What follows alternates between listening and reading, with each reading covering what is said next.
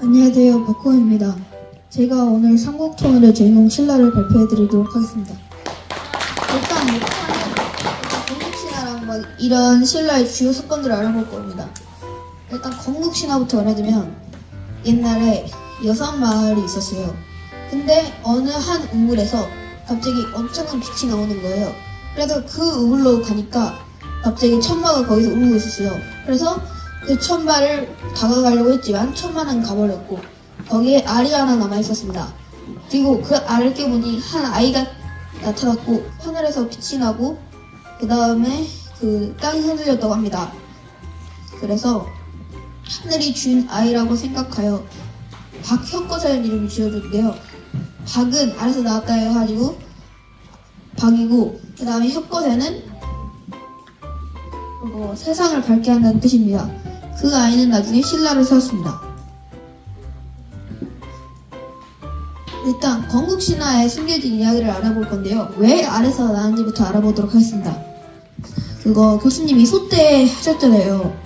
근데 그게 옛날 사람들은 새가 하늘을 나니까 새는 하늘의 전달자다 라고 생각해서 그렇게 생각한 건데요.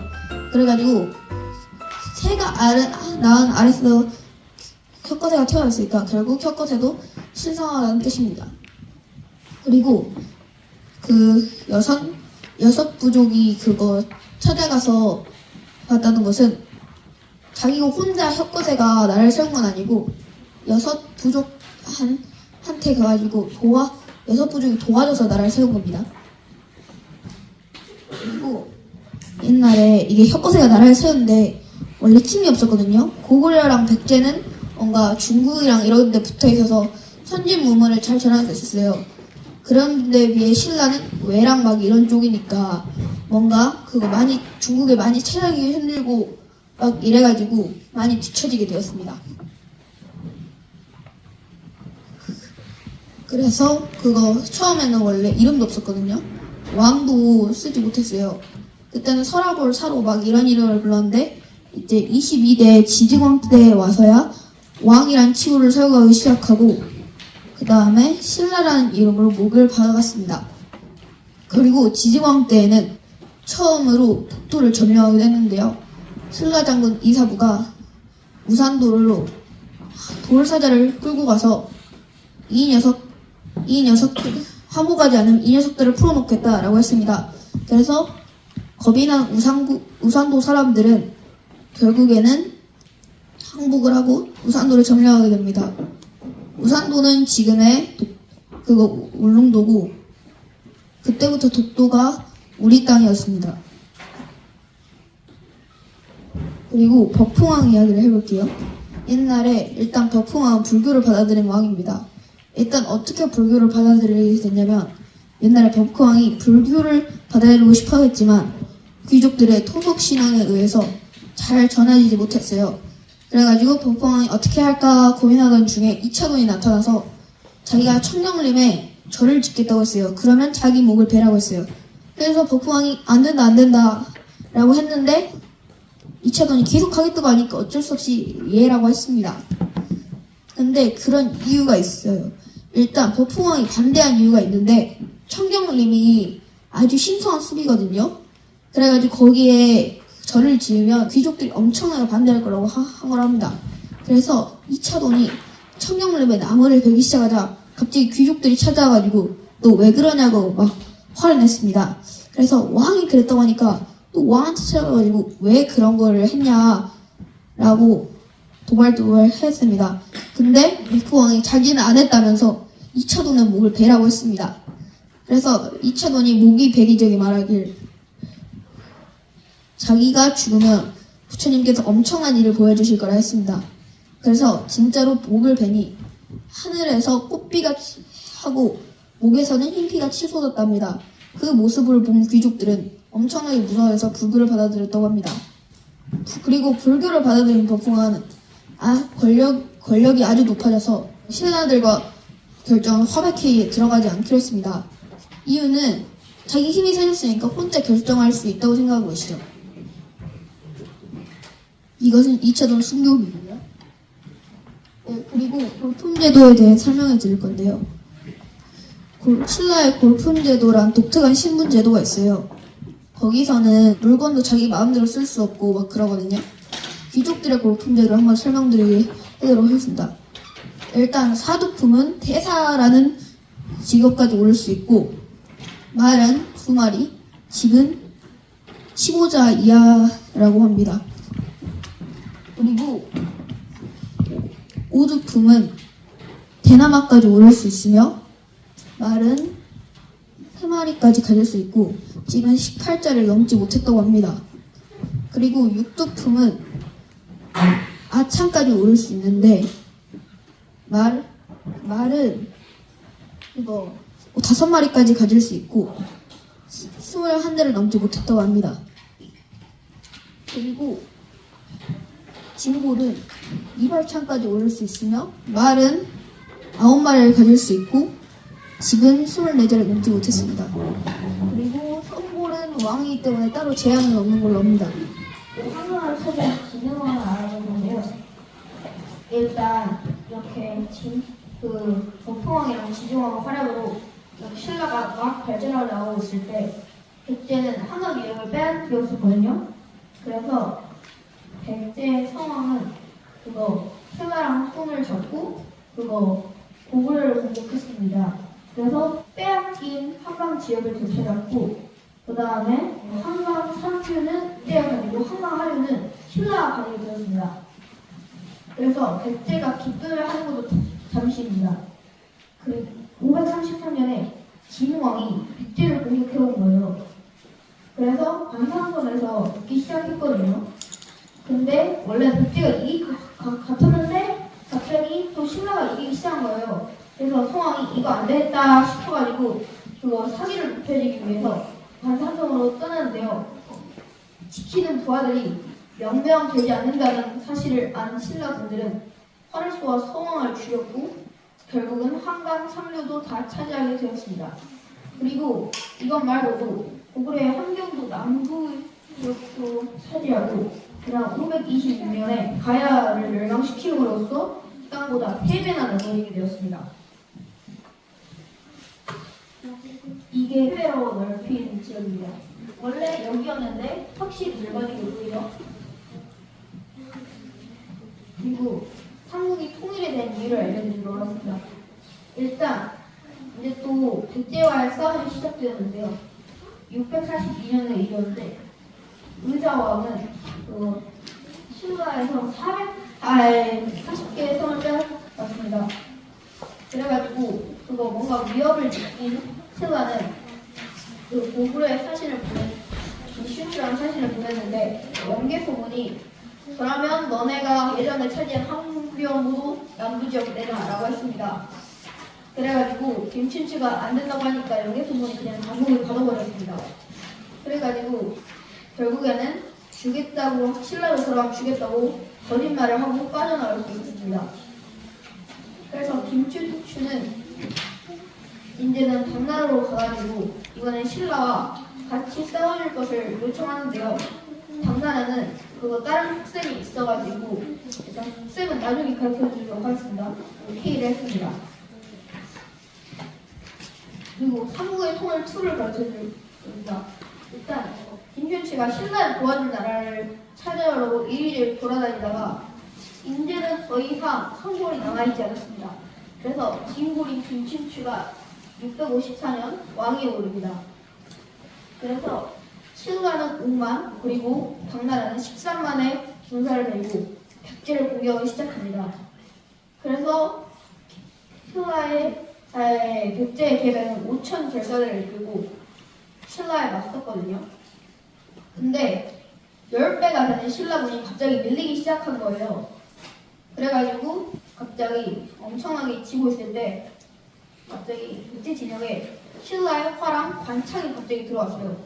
그래서 계백이 관창을 잡으니까 이제 또 16살 소년인 거예요. 그래서 너무 어린데 하고 다시 신라 진영을 돌려보냈더니 또 오는 거예요. 그래서 계백이 관창에 물었습니다. 살려주면 또 올 것이냐 라고 했더니 결국 관창은 내라고 하고 계백은 목을 잘라버렸습니다. 그래서 어린 사람이 죽는 걸 본 신라군은 왜 이렇게 어린 소년이 죽는데 왜 우리는 못해? 라고 생각하면서 백제는 엄청난 기세로 공격을 시작했고 계백 결사대는 결국 무너지고 웅진 성으로 피난해 있던 의장도 결국 항복하고 백제는 막을 내리게 됩니다. 그리고 한국의 통일을 스릴 알려드릴 수 있는데 일단 백제를 통일한 뒤에 갑자기 얼마 뒤에 영대소문이 죽은 거예요. 그래서 고구려의 영대소문이 세 아들들한테 유언을 남겼는데 너희들은 제발 물과 물고기처럼 잘 살아라 라고 했습니다. 왜냐하면 와기 싸움을 계속 막 이렇게 하면 고구려는 약해지고 신라는 함락당할 것을 걱정되었던 겁니다. 하지만 결국엔 그것이 잘 지켜지지 않았고 결국에는 당나라와 신라가 평양성을 계속 진격해 나갔고 결국에는 고구려는 또 멸망을 됩니다. 이제 삼국통일이 되기는 됐는데 이제 당나라와 고구려 땅을 가지고 신라는 남쪽 땅을 가졌습니다. 처음부터 그런 속셈이었던 거죠. 근데 그것도 모자라서 백제 땅도 자기가 가지고 신라 땅도 자기가 공격했다고 하는 거예요. 그래가지고 신라가 이거 안 되겠다 싶어가지고 또 당나라를 공격하기 시작합니다. 그래가지고 이때부터 싸움이 시작되는데요.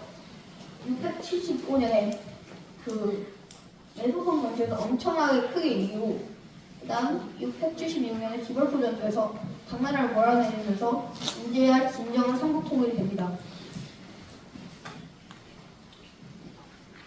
이게 삼국통일이 되는 지역입니다. 그리고 방금 설명드린 관창이 활약했던 화랑도를 한번 설명드려 볼 건데요. 일단 화랑도는 원래 마을마다 작은 청소년 집단이었어요. 근데 땅이 넓어지니까 나라에서 엄청나게 더 필요한 군사들이 필요해지고 그래서 화랑도라는 집단을 만들었습니다. 화랑도라는 말을 해석하면 꽃처럼 아름다운 청년들이라는 뜻입니다. 거기서 체력 단련을 하면서 우정을 길렀고 그 다음에 그 유교 전쟁을 열심히 하면서 문학도 많이 불렀습니다. 그리고 이제는 그거 삼국통일이 된 뒤에 문무왕이 국중이 된 거예요. 왜냐면 일단 당나라가 물러났거든요. 근데 저기 경주쯤에서 경주 바다 옆에 외라는 나라가 계속 신라를 공격해온 거예요. 그래서 걱정이 된 문무왕은 이렇게 유언을 남겼어요. 내가 죽으면 동해에 묻으라 라고 해가지고 신문왕이 그거를 말을 들어주고 문무대왕릉을 세우고 거기에 가만사지를 세워서 결국에는 문무왕의 동해를 지켜줄 것을 믿었던 겁니다. 그리고 또 다른 이야기도 있는데요. 그리고 옛날에 어떤 이상한 대나무가 있다는 걸 들었어요. 신문왕이. 그래서 이상하다?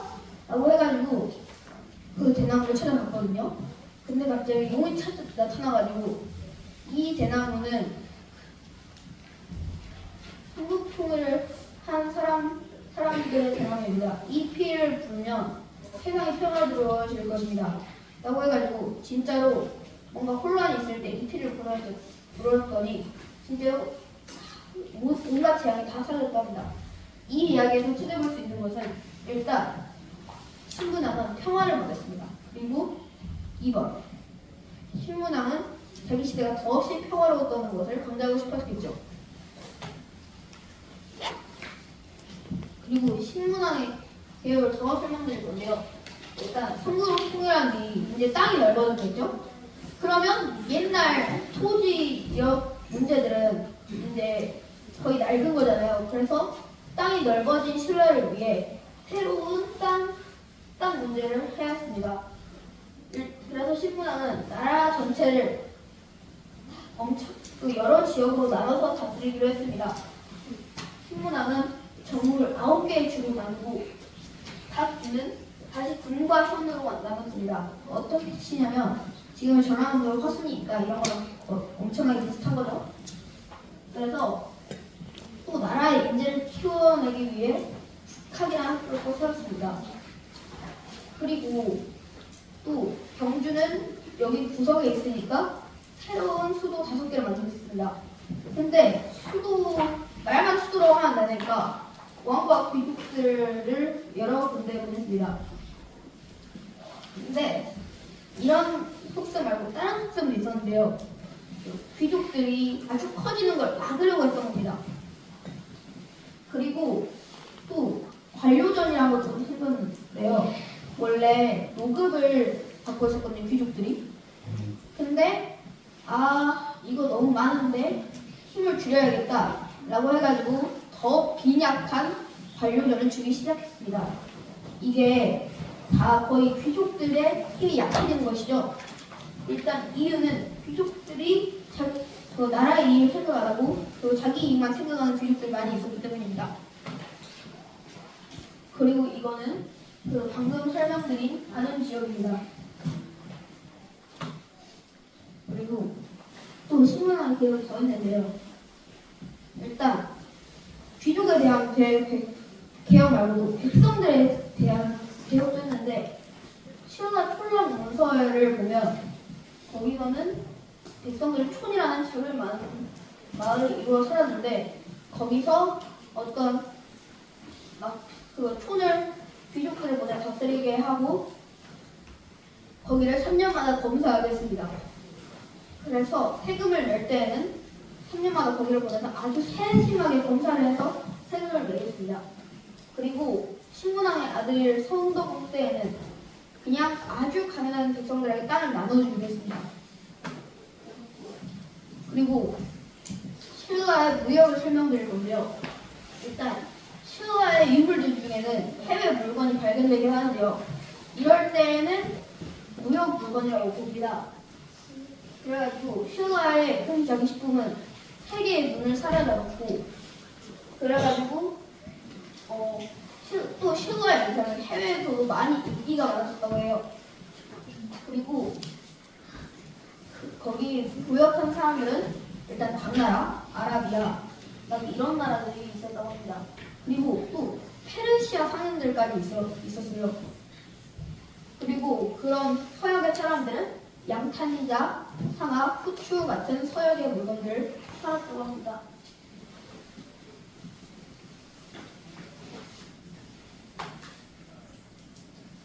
이것은 아드리시가 신라에 있는 지역을 표기한 것입니다.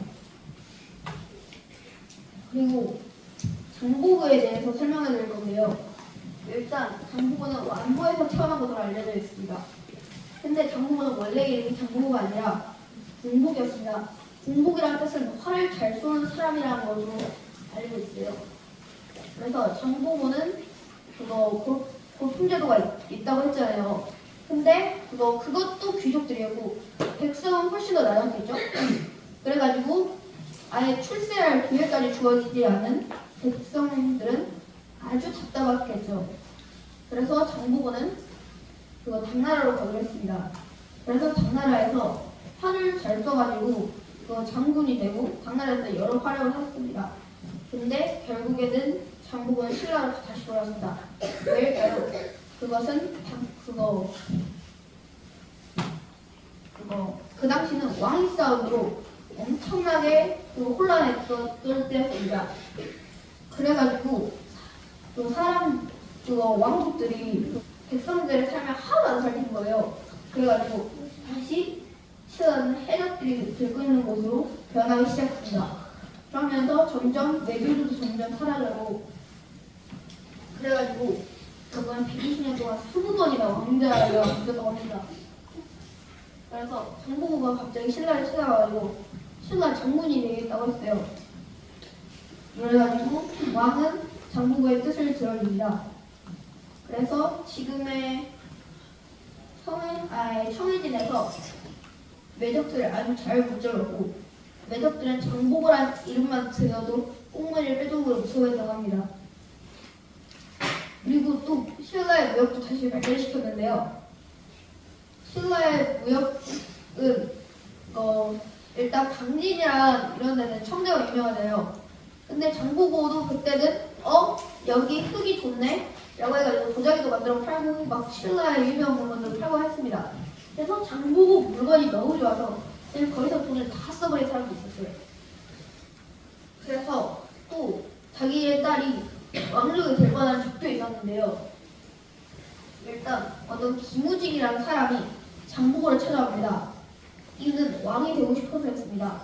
그래서 그 사람이 조르길 자기가 군사를 내리면 자기 딸 장보고의 딸을 나랑 결혼하겠다라고 해가지고 장보고가 군사를 내리고 그 김우직이라는 사람은 왕자를 찾아오고 신무왕이 됩니다. 근데 약속 이제 그러면 왕족이 됐을까요? 근데 신무왕이 또 6개월 뒤에 너무 빨리 죽어버려서 그 다음 문성왕이 또 왕위에 오릅니다. 그 아들. 그래서 문성왕이 약속을 지켜야 하는 상황이었죠. 그래가지고 원래 약속을 지키려고 했는데 귀족들이 거세게 반발한 거예요. 천한대의 자식이라면서.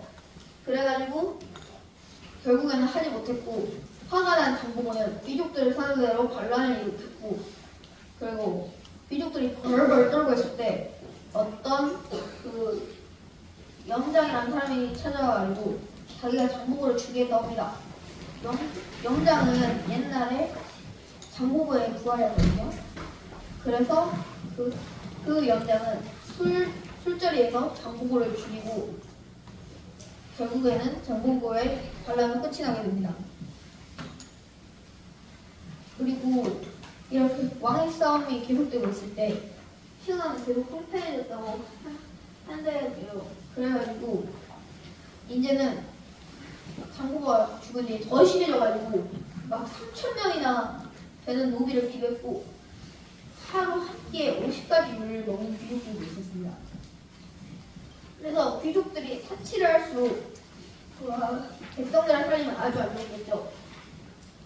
그래가지고 또 이렇게 안 좋았을 때 또 세금을 내라니까 이제 백성들의 화가 폭발한 거예요. 아니 도대체 우리를 얼마나 부려먹을 거냐 하면서 우종과 애노가 반란을 일으키는 걸 시작으로 곳곳에서 동기가 일으켜지게 되었습니다. 그리고 이렇게 반란이 일어나자 왕족들과 귀족들을 이렇게 멀리 퍼지게 놔두고 했잖아요. 근데 이 사람들이 또 왕족들이 막 자기들끼리 싸우니까 이제 또 힘을 기르기 시작한 거예요. 그래서 그때 힘을 세우고 백성들을 도와주면서 자기들이 권력을 돌렸는데요. 그래서 일단 백성들은 아무 일도 안 해주는 왕에게 세금을 바치지 않고 이제는 그 호족들에게 세금을 바치기 시작했습니다. 그래가지고 또 이제 막 군사랑 막 이런 것만 가지고 이제 또 막 백성들의 마음을 사로잡을 수 있는 건 아니잖아요. 그래서 종교도 많이 전파하기 시작됐는데 이때 불교가 백성들에게 불교가 퍼지기 시작했는데 책을 봐야 할 수 있는 선종 말고 책을 없어도 믿을 수 있는 교종을 퍼뜨림으로써 백성들은 불교를 많이 믿기 시작합니다. 그리고 이렇게 부패하고 있을 때 결국은 저기에서 후구구라랑 후백제가 세워져요. 그래서 후구구려 그러니까 고려의 왕건이 후삼국을 통일함으로써 신라는 막을 내리게 됩니다. 그리고 퀴즈도 하나 있겠습니다. 그 다음 망파신적 부는 사람 누군 기억하시나요? 네, 아무도 없습니까? 자, 그러면 힌트 드리도록 하겠습니다. 1번 신무당, 2번 문무왕, 3번 덕풍왕, 4번 지리왕. 정답은? 네, 정답입니다.